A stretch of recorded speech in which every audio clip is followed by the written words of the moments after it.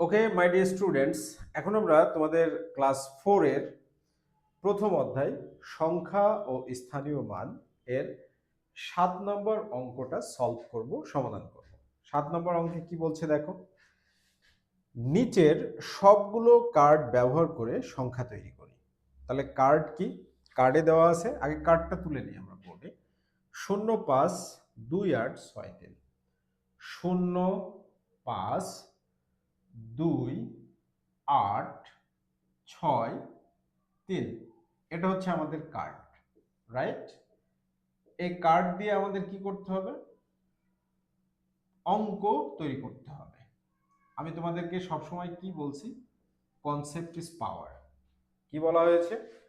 Concept is power. সবসময় মনে রাখতে হবে আমাদের, কনসেপ্ট ইজ পাওয়ার। তাহলে এখানে কি বলছে দেখো, বৃহত্তম সংখ্যা তৈরি করি। প্রথমটা বলছে বৃহত্তম সংখ্যা তৈরি করি।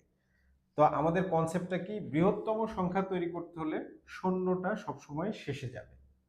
আমাদের কনসেপ্টটা কি? বৃহত্তম সংখ্যা তৈরি করতে হলে শূন্যটা সবসময় শেষে যাবে, আর যে সংখ্যাগুলো দেওয়া থাকবে সেই সংখ্যাগুলোর বৃহত্তম সংখ্যা প্রথমে আসবে। ঠিক আছে? তাহলে 7 নম্বর অঙ্ক, 7 নম্বরের 1 নম্বর। 1 নম্বর প্রথমে কি বৃহত্তম সংখ্যা তৈরি করি। এই সংখ্যাগুলোর মধ্যে বৃহত্তম সংখ্যা কি? 8। তাহলে 8 প্রথমে বসালাম। তারপরে বৃহত্তম সংখ্যা কত? 8-এর পরে 6। তারপরে হচ্ছে 6 আমরা বসাইলাম, 6 বসাইলাম। এরপরে বৃহত্তম সংখ্যা কত? 5, 5 বসাই দিলাম। এরপরে বৃহত্তম সংখ্যা কত? 3, 3 বসাই দিলাম। এরপর বৃহত্তম সংখ্যা কত? 2, 2 বসিয়ে দিলাম। আর শূন্য সবার শেষে। তাহলে তোমরা এই সংখ্যাটাকে দেখো, পড়ো যে একক, দশক, শতক, হাজার, অযুত, লক্ষ। তার মানে 8,65,320। 8,65,320 বৃহত্তম সংখ্যা তৈরি হয়ে গেছে। এবার কমা ব্যবহার করো। কমা ব্যবহার করলে ডান দিক থেকে প্রথম 3 ঘর, তারপরে প্রতি 2 অঙ্ক পর পরে তুমি এইভাবে লিখতে পারো, কমা ব্যবহার করেও লিখতে পারো। ওকে, এরপরে বলছে ক্ষুদ্রতম সংখ্যা তৈরি করি। ক্ষুদ্রতম সংখ্যা তৈরি করতে হলে কনসেপ্টটা কি?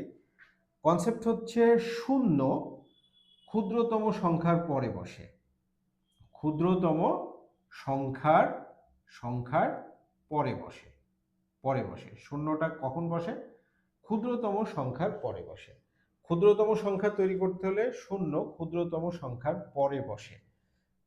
ক্ষুদ্রতম সংখ্যার পরে বসবে মানে শূন্য বাদ দিয়ে যে ক্ষুদ্রতম সংখ্যাটা থাকবে। তাহলে 2 নম্বরটা আমরা সলভ করি। দেখো 2 নম্বরে কি বলছে যে তাহলে ক্ষুদ্রতম সংখ্যা কত? 2। তাহলে 2 বসাইলাম। এরপরে শূন্য থাকলে শূন্য বসাইতে হবে ক্ষুদ্রতম সংখ্যা তৈরি করতে হলে। এরপর শূন্য ব্যবহার করলাম। এরপরে ক্ষুদ্রতম সংখ্যা কত? 3, 3 দিলাম। এরপরে ক্ষুদ্রতম সংখ্যা কত? 5। এরপর 5 দিলাম। এরপরে ক্ষুদ্রতম সংখ্যা কত?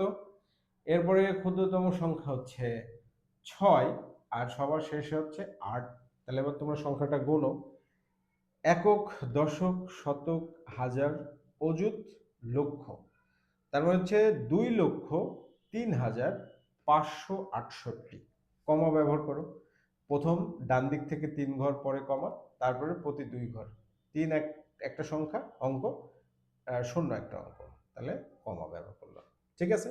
এরপরে দেখো 3 নম্বর কি বলছে, বৃহত্তম বিজোড় সংখ্যা তৈরি করি। বৃহত্তম বিজোড় সংখ্যা তৈরি করি। আমরা কি জানি? জোড় সংখ্যা হতে হলে, জোড় সংখ্যা, জোড় সংখ্যা হতে হলে মাই ডিয়ার স্টুডেন্টস, জোড় সংখ্যা হতে হলে শেষে, সংখ্যার শেষে অবশ্যই 0 বা 2 বা 4 বা 6 বা 8 এর যে কোনো একটা থাকতে হবে। অনুরূপভাবে অনুরূপভাবে অনুরূপভাবে কি? বিজোড় সংখ্যা হতে হলে শেষে 1, শেষে 1, 3, 5, 7, 9 এর যে কোনো একটা থাকতে হবে। ঠিক আছে? জোড় সংখ্যা হতে হলে সংখ্যাটার শেষে 0, 2, 4, 6, 8 এর যে কোনো একটা থাকতে হবে। আর বিজোড় সংখ্যা হতে হলে সংখ্যাটার শেষে 1, 3, 5, 7, 9 এই সংখ্যাগুলোর যে কোনো একটি সংখ্যা থাকতে হবে। তাহলে আমরা দেখি বৃহত্তম বিজোড় সংখ্যা কিভাবে তৈরি করব। বৃহত্তম বিজোড় সংখ্যা কিভাবে তৈরি করব, দেখো বৃহত্তম বিজোড় সংখ্যা তৈরি করতে হলে তুমি যদি 5কে শেষে রাখো আর 3কে মাঝে ঢুকায় দাও, তাহলে সংখ্যাটা বৃহত্তম হবে না। কারণ কি? কারণ 3 আসার ফলে মানটা কমে যাবে, যার কারণে 5 3 মানে যে সংখ্যাটা ছোট সংখ্যাটাই আমাদের শেষে দিতে হবে। ছোট সংখ্যাটাই কোথায় দিতে হবে? শেষে দিতে হবে। সবার ছোট সংখ্যার আগে, মানে সূত্রটা কি? সূত্র মানে কনসেপ্টটা কি? কনসেপ্টটা হচ্ছে প্রথমে বড় সংখ্যা, বড় সংখ্যা, ঠিক আছে, বড় সংখ্যা, বড় সংখ্যা, এরপরে কি হবে? এরপরে হচ্ছে ছোট সংখ্যা, মানে বিজোড় ছোট সংখ্যা, বড় সংখ্যা থেকে তো ছোট সংখ্যা যাবে, আর এরপরে শেষে গিয়ে বিজোড় ছোট সংখ্যা, বিজোড় বিজোড় বিজোড় ছোট সংখ্যা, ছোট সংখ্যা।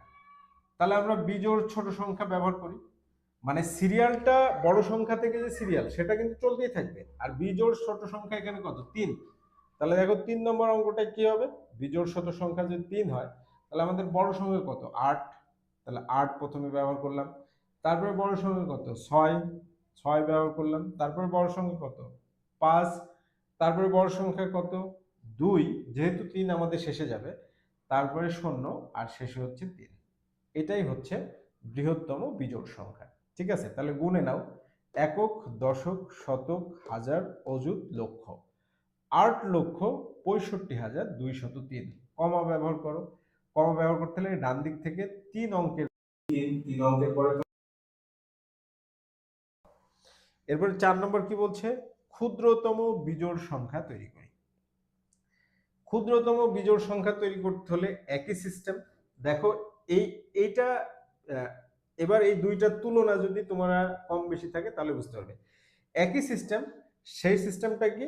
যে সবচাইতে বড় যে বিজোড় বিজোড় সংখ্যা থাকবে, এখানে বিজোড় ছোট সংখ্যা আসলো না বড় বড়র ক্ষেত্রে, আর ক্ষুদ্রতমর ক্ষেত্রে কি হবে?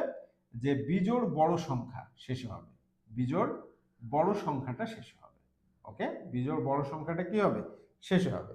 তাহলে দেখো আমাদের বিজোড় বড় সংখ্যাটা ক্ষুদ্রতম করতে হলে কি করতে হবে?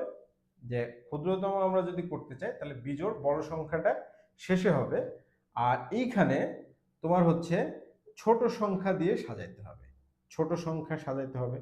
তাহলে ছোট সংখ্যা প্রথমে, ছোট সংখ্যা সাজানোর ক্ষেত্রে কি বলা হয়েছে? ছোট সংখ্যা সাজানোর ক্ষেত্রে বলা হয়েছে যে সবচাইতে ছোট সংখ্যার পরে শূন্য ব্যবহার করতে হবে। সবচাইতে ছোট সংখ্যার পরে কি? শূন্য ব্যবহার করতে হবে। তাহলে আমরা ব্যবহার করি সবচাইতে ছোট সংখ্যার পরে শূন্য। তার মানে কি হলো? 2 সবচাইতে ছোট সংখ্যা, এরপরে শূন্য কত? শূন্য আছে। এরপরে আমাদের সবচাইতে ছোট সংখ্যা কত? সবচাইতে তোমার ছোট সংখ্যা হচ্ছে 3, তারপরে ছোট সংখ্যা হচ্ছে 5, কিন্তু আমরা 5টা লিখতে পারবো না, কারণ বিজোড় হতে হলে 5টা শেষে দিতে হবে। তারপরে ছোট সংখ্যা 6, তারপরে ছোট সংখ্যা 8, তারপরে ছোট সংখ্যা হচ্ছে 5। ঠিক আছে, তাহলে দেখো এবার গুণে নাও। একক, দশক, শতক, হাজার, অযুত, লক্ষ। এর মানে কি? 2,03,685। 2,03,685। তাহলে কমা ব্যবহার করো। প্রথম ডান দিক থেকে 3 অঙ্ক পরে কমা, তারপরে প্রতি 2 অঙ্ক পর পর কমা ব্যবহার করে দিলাম। Okay, very easy my dear students, card দিয়ে সংখ্যা তৈরি।